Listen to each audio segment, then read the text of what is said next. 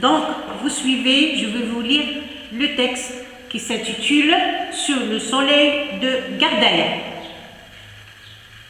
Joyau de l'architecture islamique, la cité millénaire du Sahara algérien mise sur le tourisme pour retrouver sa prospérité. La ville est déjà bien éveillée quand les premiers rayons du soleil illuminent le minaret planté au sommet de la colline. À Gardaïa, la reine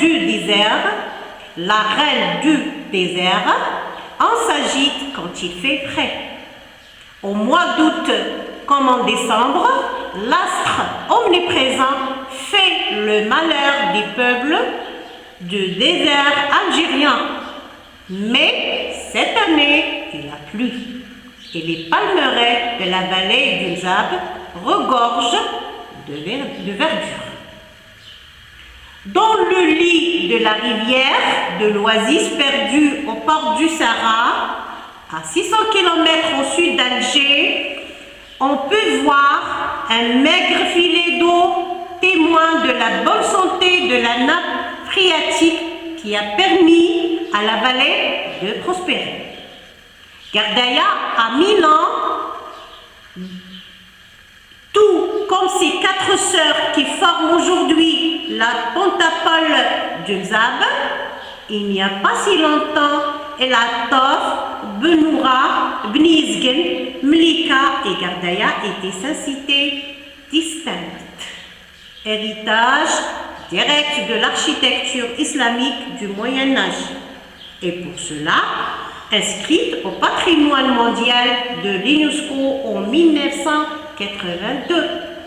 Des lignes droites, des maisons basses agrippées aux collines de la vallée, du crépi coloré de terre sur les murs, garant de fraîcheur, et de petites ruelles qui protègent de la chaleur et des indiscrétions, excepté les lignes électriques, les paraboles et les automobiles, on se croirait presque encore au temps de leur création. Bnizgen, ville sainte, ferme même ses portes après la prière du soir. Les remparts des villes ont pourtant reculé 3 fois, admettant chaque fois de nouveaux habitants dans leurs ancêtres, ou bien dans leurs ancêtres. Plus récemment, ce sont des entreprises qui ont installé là leur centre de recherche et les bureaux, ainsi que les habitations des employés ont poussé à la place des palmiers. L'urbanisation galopante des villes millénaires inquiète les environnementalistes, sans compter que les constructions anarchiques nuisent à l'unité du riche patrimoine de ce sud algérien. D'accord? On continue. Quand on arrive de la route nationale, une qui relie Tamenrast à Alger, la vallée du Mzab surgit de nulle part. Quelques kilomètres avant de découvrir les palmiers de la vallée, ce ne sont que dunes de sable et roches rouges. Des usines ont été construites depuis les années 70 et le logo de la Sonatrach ou de ses filiales parade fièrement au milieu du désert et des tuyaux de gaz que les habitants construisent par milliers. À Meklili, à 20 km de Gardaïa, on tente aujourd'hui d'ériger une ville nouvelle, mais les spécialistes en sceptiques. Les spécialistes sont sceptiques. Pardon. Les vents de sable qui balayent le plateau désertique sont nombreux et il fait bien trop chaud en été et trop froid en hiver. Pour se protéger de la canicule. Seules des ruelles enclavées comme celle de la vallée permettent de faire passer la température, permettent de faire baisser la température au-dessus de 40 degrés, puisque les climatiseurs tombent en panne. La société mozabite a peu changé depuis son installation dans la région au XIe siècle, trouvant refuge dans les oasis du Sahara. Les Mozabites sont devenus la plaque tournante du commerce entre l'Afrique sahélienne et le nord du Maghreb. Grâce à une hiérarchie très rigide et à une forte cohésion sociale, ils ont survécu dans des conditions naturelles très difficiles. Si aujourd'hui la simplicité et la sobriété des habitations peuvent faire penser à l'étranger de passage que la ville est pauvre, la civilisation est née là à beaucoup apporté à l'Algérie. Il est fascinant de constater le nombre de cadres de l'administration ou de professeurs qui sont mozabites constatent un fonctionnaire. Sans parler de leurs dons pour le commerce, ils sont très forts. Les vieux de village, ils pourraient acheter votre quartier à eux seuls. Mais en ce nouveau siècle, la région souffre. Gardaïa et ses voisines voient leurs fils et filles partir vers les grandes villes du Nord et ne plus en revenir. Pour réussir à remonter la pente, la wilaya de Gardaïa tente de relancer le tourisme qui, plutôt florissant dans les années 70, s'est réduit comme une peau de chagrin, comme dans tout le reste du pays. Depuis 2 ans, avance l'un des guides de l'hôtel d'État El Janoub. Les touristes reviennent, surtout les Allemands, les Anglais, des Allemands, des Anglais, des Italiens, des Algériens du Nord aussi, mais peu de Français. Un tourisme plus important pourrait relancer les affaires de la vallée du Bzab, de temps que les trésors qu'elle contient, comme ses peintures rupestres du paléolithique, valent bien ceux des pays voisins, le Maroc et la Tunisie. L'ouverture aux étrangers à laquelle Gardaïa s'est longtemps refusée est inévitable aujourd'hui, surtout quand ils transportent des dollars dans leurs poches, et l'on ne peut que souhaiter à chacun d'avoir la chance de regarder le soleil se lever, comme tous les jours depuis 1000 ans, sur le minaret de Gardaïa, alors qu'il fait encore un peu frais. Élise Colette et Jeune Afrique Intelligent, 19-25 janvier 2003.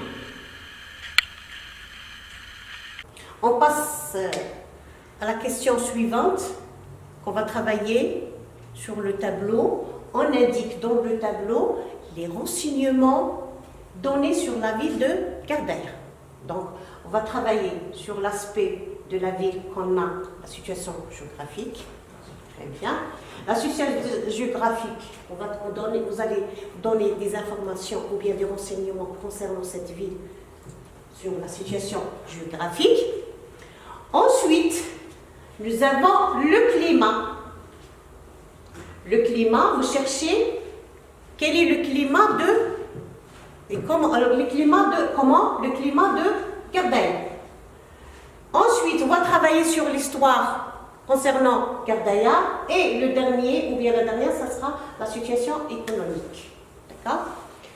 Maintenant, On va commencer par la situation géographique. Vous allez prendre le sujet et vous cherchez tout ce qui concerne la situation géographique. Les renseignements ou bien les informations concernant la situation géographique. D'accord? Je vous donne 2 minutes et vous allez chercher des informations ou bien des renseignements concernant la situation géographique. D'accord? Allez-y. Vous cherchez. Je vous laisse le temps de chercher la situation géographique. D'accord? Où se situe Gardeil?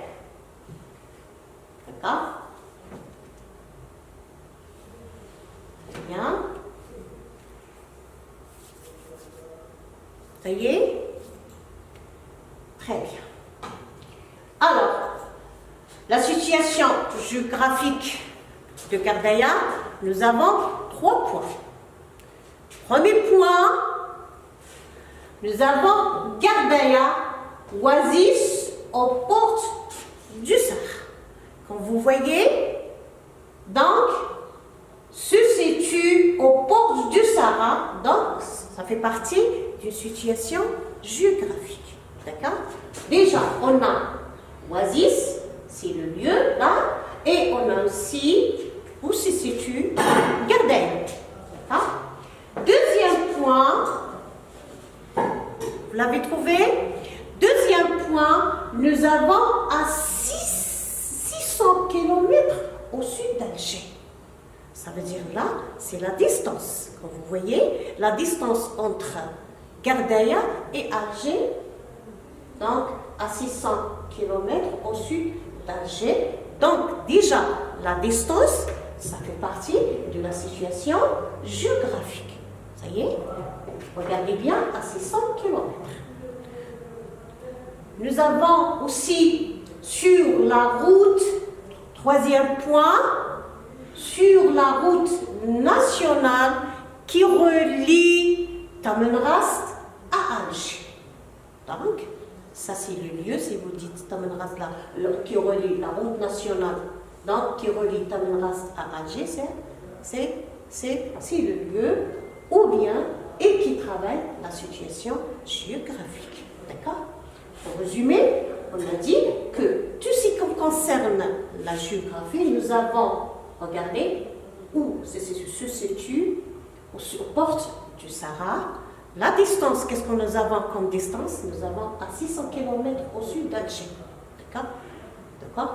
Ensuite, le dernier point, nous avons sur la route nationale qui relie Tamanrast à Alger. D'accord? Ça qui résume, donc ça fait partie de géographie. Maintenant, vous allez chercher dans vos textes le climat de Gardeia, tout ce qui concerne le climat de Gardeia, et vous allez me donner des informations sur les climats de Gardeia.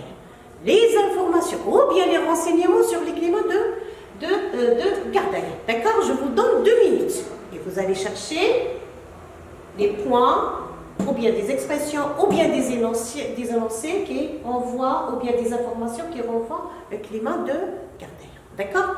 Allez-y, on va commencer et vous allez chercher les expressions ou bien les renseignements concernant les climats de Gardeia. D'accord?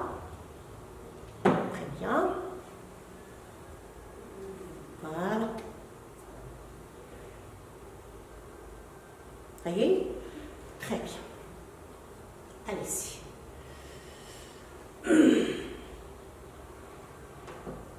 Voilà. On va chercher le climat de Gardeia.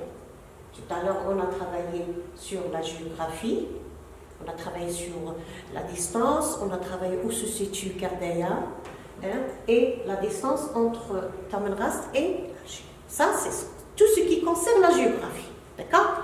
Maintenant, on va voir le climat. Le climat de Gardeia. Si vous voyez ça, premier point, qu'est-ce que nous avons au mois d'août comme en décembre? Vous voyez, c'est la saison. Donc, au mois d'août comme décembre, l'astre omniprésent fait le malheur des peuples déserts algériens. D'accord? Deuxième point qui est très intéressant concernant le climat qui fait partie du climat de Gardel, c'est les vents de sable sont nombreux. D'accord? Troisième point, toujours, qui appartient le climat, c'est-à-dire le climat, on va parler de climat. Donc, qu'est-ce qu'on a? On a 2 saisons, ça veut dire, c'est ce que j'ai bien compris, donc il fait trop chaud en été et trop froid en hiver. Ça veut dire le climat de Gardaya, on a 2 saisons. Donc on a l'été et on a l'hiver. Donc il fait trop chaud en été, il fait trop froid en hiver. Donc, comme vous voyez, ça c'est le climat de Gardaya. On a travaillé d'abord sur la géographie. Deuxième, on a travaillé sur le climat. On a extrait, on a tiré les expressions, les informations concernant le climat de Gardaya. D'accord? Maintenant, on va passer pour l'histoire concernant la ville de Gardaya. D'accord? Vous cherchez aussi, comme tout à l'heure, vous cherchez tout ce qui appartient à l'histoire de la ville de Gardaya. Vous cherchez et on va mentionner ici au tableau. D'accord? La même chose, je vais vous donner 2 minutes et vous allez repérer, vous allez chercher, vous allez dégager tout ce qui concerne l'histoire de la ville de Gardaya. D'accord? Allez-y, je vous attends. Très bien. Voilà, vous allez prendre vos crayons et vous allez chercher tout ce qui concerne l'histoire de la ville de Gardaya. Ok? Bien.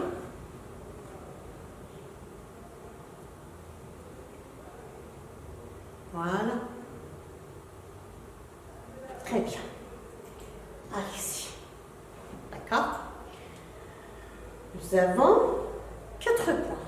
Si vous allez repérer au texte, vous allez chercher tout ce qui concerne l'histoire de Gardaya.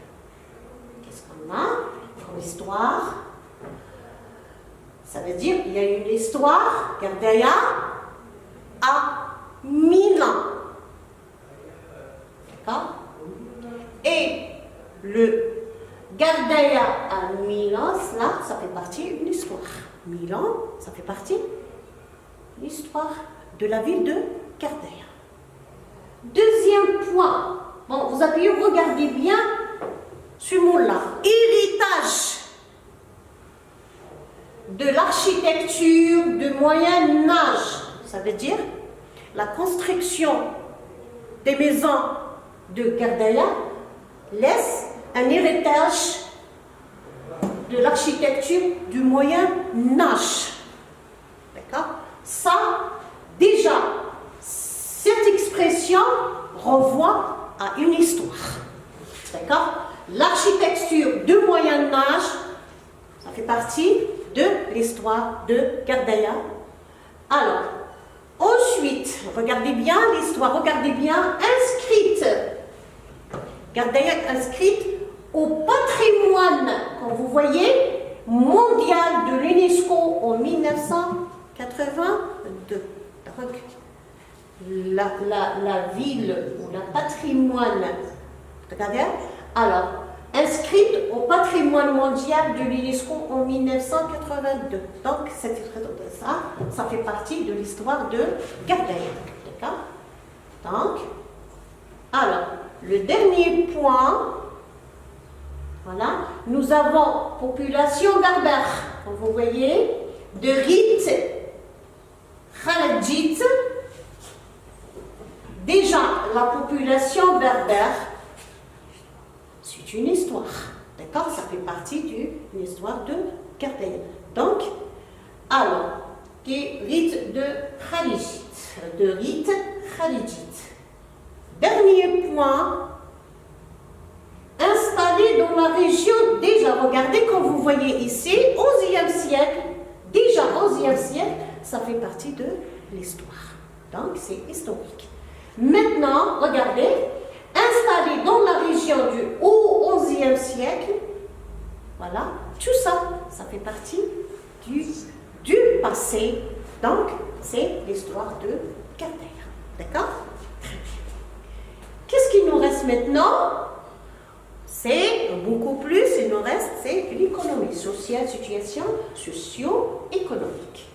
D'accord? Je vous laisse 2 minutes. Donc, vous allez chercher, comme tout à l'heure qu'on a fait, des renseignements ou bien des informations concernant situation socio-économique. D'accord? Je vous laisse 2 minutes et vous allez me repérer ou bien dégager les informations concernant situation socio-économique. D'accord? Allez-y, je vous donne 2 minutes, comme d'habitude.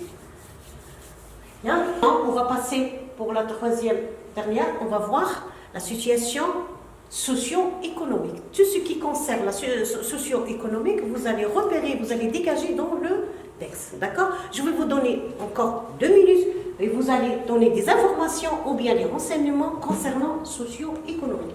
Ça veut dire situation socio-économique qui fait partie de la ville de Gardère. D'accord? Alors, je vous donne 2 minutes et vous allez repérer, dégager ou bien extraire les informations concernant socio-économique. D'accord? Je vous attends 2 minutes. Allez-y. Très bien. Vous allez prendre vos crayons ou bien vos stylos et vous allez repérer tout ce qui concerne les renseignements, écoutez bien, socio-économiques. Allez-y.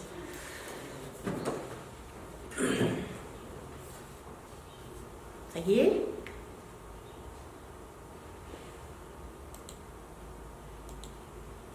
Très bien. Ça y est? Allez-y.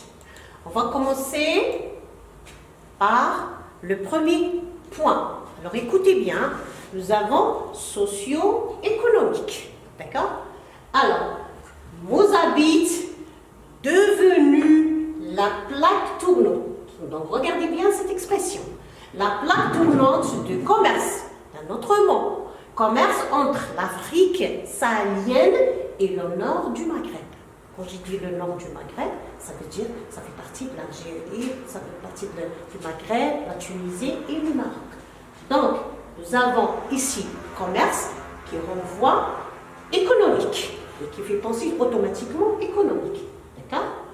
Alors, déjà, qui est entre l'Afrique sahélienne et le nord du Maghreb. D'accord? Deuxième point, regardez. Nous avons entreprise. Qu'est-ce que vous pensez? Donc, quand j'ai dit entreprise, je vois l'économie. Je veux dire l'économie de la ville de Gardère. Donc, entreprises ont installé leur centre de recherche. D'accord? Ça y est? Je reprends. Entreprise qui renvoie à l'économie et centre de recherche et social. D'accord? Il y a une relation entre socio-économique. Hein? Ensuite, quand vous voyez, donc nous avons usine, au pluriel, hein? Usine Sonatrach. Qui dit usine Sonatrach, toujours économique. D'accord? Donc usine Sonatrach depuis 1970. D'accord? Bien. Un autre point, hiérarchie. Ça veut dire, c'est l'organisation, d'accord? L'organisation très rigide et forte cohésion sociale. Donc, voilà qui renvoie automatiquement social, d'accord? J'ai dit, je reprends la phrase. Hiérarchie, c'est l'organisation très rigide et très forte cohésion sociale. Déjà, le mot social qui renvoie beaucoup plus à la situation sociale, d'accord? Très bien. Et le dernier point, je pense, nous avons le nombre, regardez bien cette expression. Nous avons le nombre de cadres et de professeurs. Très important. Là, à qui renvoie? Si je comprends, donc nous avons la situation du professeur et nous avons les cadres, et donc c'est très important. Donc ça fait partie sociale et économique. D'accord?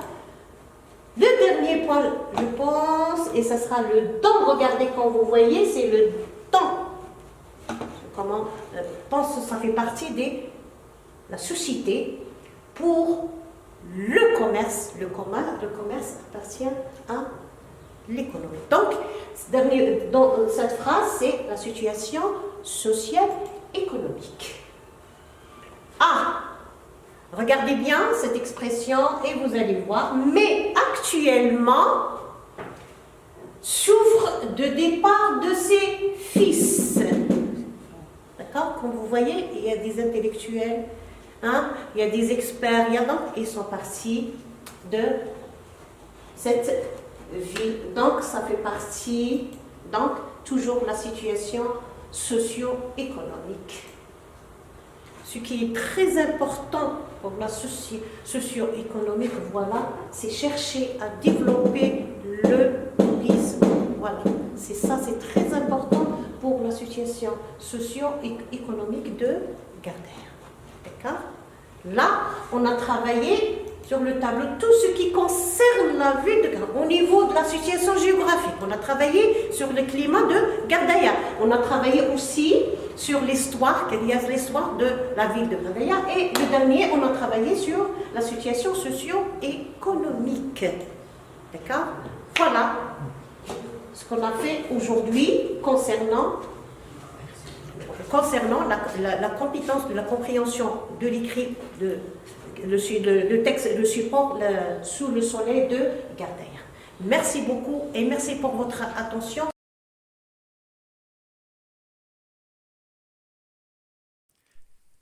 شكرا على المشاهدة. لا تنسوا الاشتراك في القناة، الضغط على الجرس، الإعجاب بالفيديو. شكرا.